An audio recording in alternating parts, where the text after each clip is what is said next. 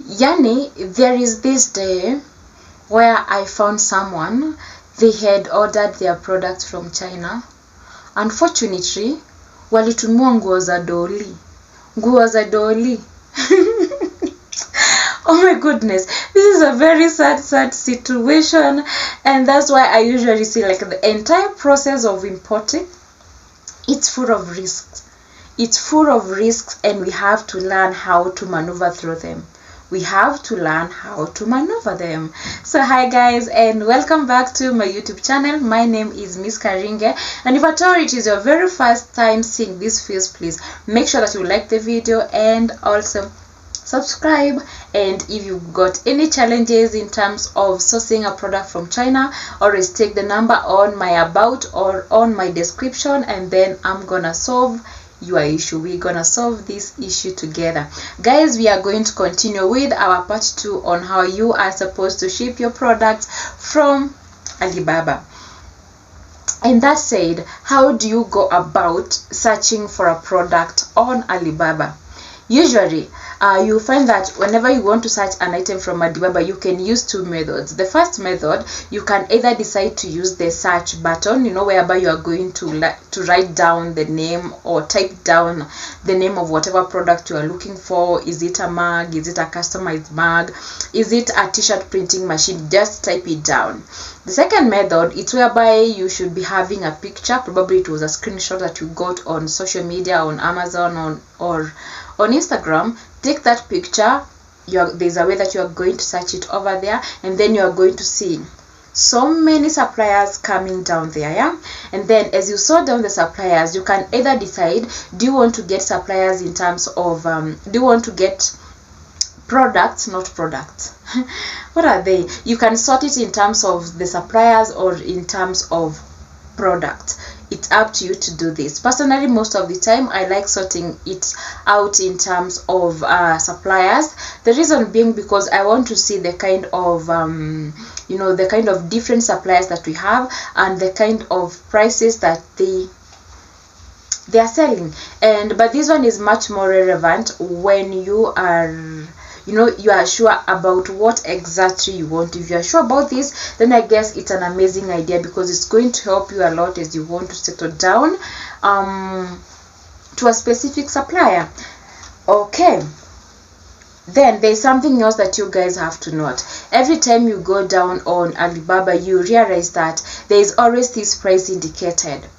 And this is whereby you will find people saying, oh my goodness, come and see this product on Alibaba, they are extremely cheap. How comes people in my country, they are selling it extremely expensive? One thing that you need to know is that these suppliers, they just use a kind of a marketing strategy whereby it's based on the pricing, and they tend to put a very attractive price. They will put it as low as possible to make sure that they catch your eye. They catch? Yes, they do. Is it grammatically correct? Maybe. They make sure that they catch your attention, or they get your attention based on the prices. So you can only know the real price of the product after you engage with the supplier, and maybe they send you the catalog, and they are they send you the catalog, because of course the catalog also has the price. Again, the catalog, despite it having a specific price, that should be not the end price. You should go ahead and negotiate. You need to go ahead and negotiate with this supplier so that you can get the best price possible. The other thing I would say, every time you are selecting a supplier, now that you have gone down there and you have sorted things out according to supplier, you need to sort it out in terms of something else. Number one, this supplier should be verified. Yes, the supplier should be verified. What is the meaning of a verified supplier?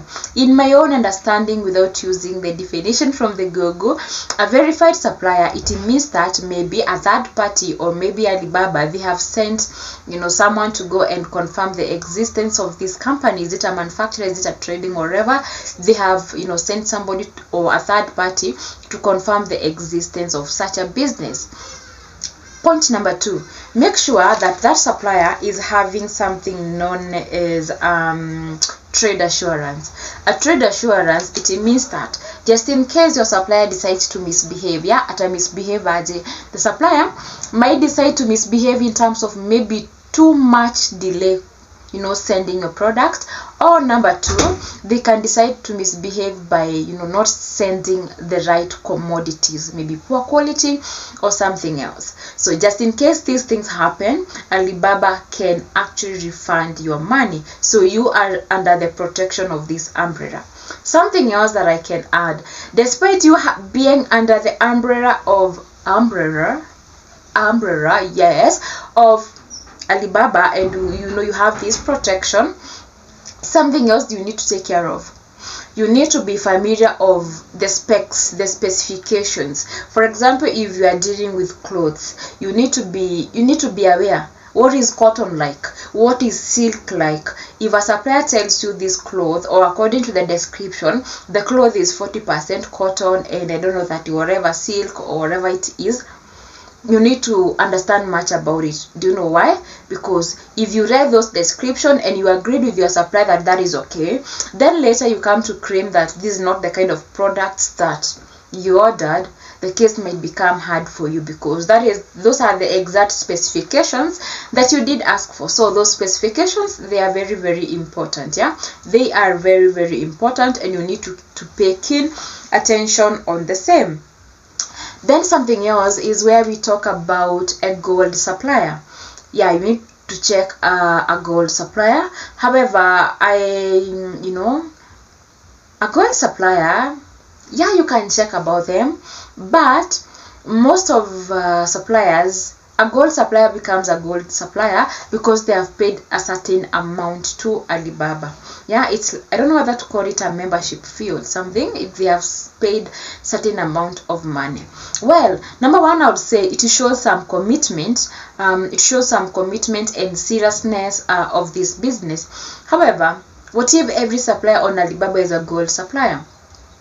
It doesn't guarantee that their products are of good quality, or something of the sort. But it's something which you can check, because I know there are suppliers over there who are not verified, who do not have trade assurance. So it's very, very important for you to have a look on that. Something else, check on the reviews. Reviews are very important. Where people say that reviews can be bought, well and good, but then you can try to have a look at them, because sometimes you will find that on the reviews a client might send the real picture of the kind of product that they received, and through this you can be able to evaluate whether this is the kind of supplier that you want to work with.